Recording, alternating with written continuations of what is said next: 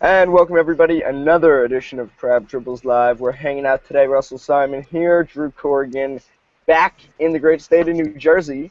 I'm pretty sure, right? Yep. How is it back home, back in the It's cold? it's beautiful today. I mean, we got about 30 feet of rain yesterday, but we seem to be recovering pretty well right now. Did you take a boat back from the library to get back to your dorm room in time for this episode of Crabdribbles Live? I should have built an ark. That's what I should have done, but I toughed through it.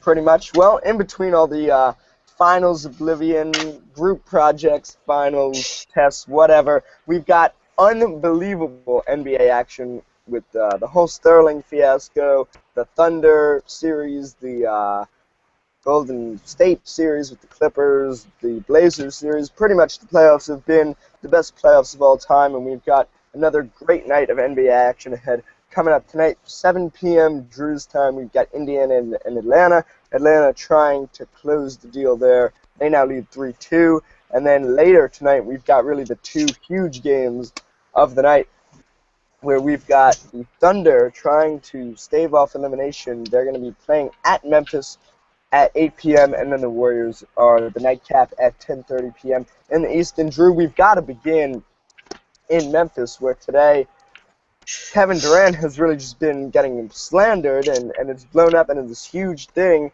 where the Oklahoman newspaper published a huge article on him, calling him Mr. Unreliable, and this is a Thunder is certainly not where they'd like to be, and definitely below expectations. Memphis was good, but they were battling to even get into the playoffs, and now they're the 7th seed, and they're just taking it right to Oklahoma City. What is going on with the Thunder, Drew?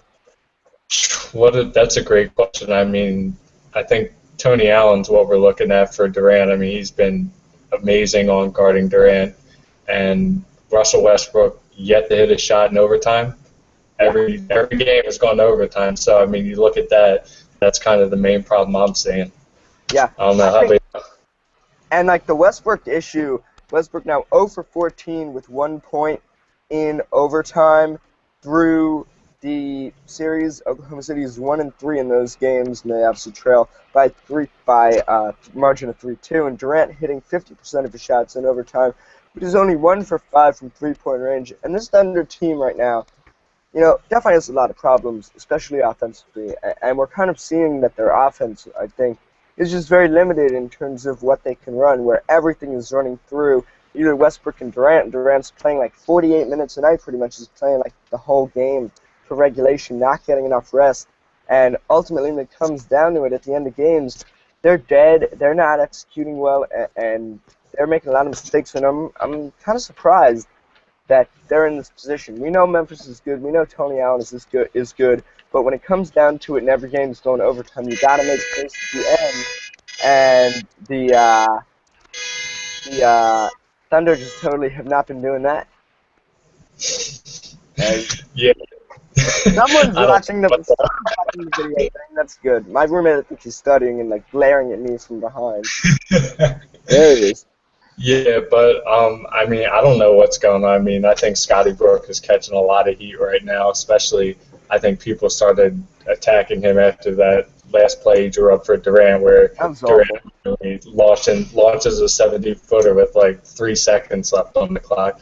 So I mean, it's definitely a possibility that he could get fired. I still think OKC can pull this out. It would just be incredible to see them go down the first round after the regular season they had. But I mean, you're definitely looking at his job on the line if they can't get past the Grizzlies.